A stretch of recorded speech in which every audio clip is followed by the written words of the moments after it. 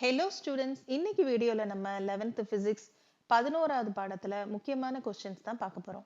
இந்த video Tamil medium ஸ்டூடெண்ட்ஸ்க்கு. Book back short ஆன்சர்ஸில் கேள்வி 6 அலை ஒன்றின் அதிர்வெண், அலைநீளம், திசைவேகம் இவற்றுக்கு இடையேயான தொடர்பு.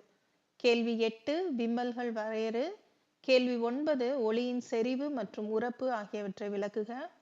கேள்வி 11 டாப்லர் விளைவில் சிவப்பு மற்றும் நீல இடப்பெயர்ச்சிகளை விளக்குக. இது ரிப்பீட்டடா பப்ளிக்ல கேட்கிற கொஸ்டின். கேள்வி 14 வாயு ஒன்றில் ஒளியின் திசைவேகத்தை பாதிக்கும் காரணிகள். இந்த கேள்வியெல்லாம் படிக்கிறதுக்கு ரொம்ப ஈஸியா இருக்கும், அதனால மிஸ் பண்ணிடாதீங்க. முக்கியமான கேள்வியும் கூட. கேள்வி 15 எதிரொலி என்றால் என்ன விளக்குக. இதோட சேர்த்து ஷார்ட் ஆன்சர்ல கேள்வி 3 குறுக்கலை என்றால் என்ன, கேள்வி 4 நெட்டலை என்றால் என்ன. இதை தனித்தனியா இப்படி கேட்கறத விட இந்த மாதிரி குறுக்கலை நெட்டலை வேறுபடுத்துக அப்படிங்கிறத தான் பெரும்பாலும் கேட்குறாங்க. அதனால நம்ம இந்த அட்டவணையில் இருக்கிற 3 பாயிண்ட்ஸையும் படிச்சுட்டு ஏதாவது ஒரு எடுத்துக்காட்டு மட்டும் படிச்சுக்கிட்டா இந்த கேள்வியை எப்படி கேட்டாலும் எழுதலாம். வேறுபடுத்துகன்னு கேட்டாலும் எழுதலாம், அல்லது தனித்தனியா ஒரு எடுத்துக்காட்டோட கேட்டாலும் எழுதிடலாம். இப்போ நெடுவினாக்கள் பார்ப்போம்.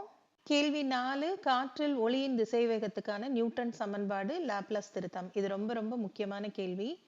கேள்வி 9 நிலை அலைகள் என்றால் என்ன, அதன் பண்புகள்.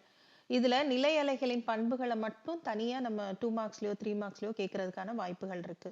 கேள்வி 10 இழுத்து கட்டப்பட்ட கம்பியில் ஏற்படும் குறுக்கலை விதிகள். இது ஒரு 3 மார்க்ஸ் கேள்வி. கேள்வி 12 சுரமானி என்றால் என்ன, அதன் அமைப்பு மற்றும் வேலை செய்யும் விதம். இதை ஒரு தடவை பப்ளிக்ல கேட்டிருந்தாங்க. கேள்வி 14 கீழ்கண்டவற்றுள் மேற்சுரங்கள் ஏற்படுவதை விளக்குக.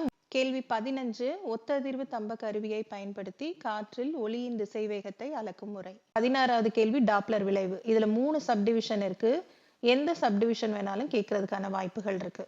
இதோட சேர்த்து பேஜ் நம்பர் 263ல முன்னேறு அலைகள், நிலை அலைகள் ஒப்பீடு இருக்கு. இதையும் சேர்த்து படிச்சுக்கணும். இந்த கேள்வியை இவ்வளோ பெருசா படிக்க வேண்டிய அவசியம் இல்லை, நம்ம கொஞ்சம் ஷார்ட் பண்ணி படிச்சுக்கலாம்.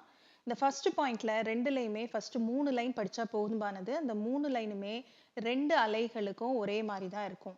முன்னேற அலையில செகண்ட் பாயிண்ட் ஈஸியா தான் இருக்கும், படிச்சிடலாம். நிலை அலைகள்ல செகண்ட் பாயிண்ட்ல இந்த லாஸ்ட் லைன் மட்டும் படிச்சா போதும். வீச்சு கணுவில் சுழி அல்லது சிறுமம், எதிர்கணுவில் பெருமம். தேர்ட் பாயிண்ட் ஈஸியா தான் இருக்கு.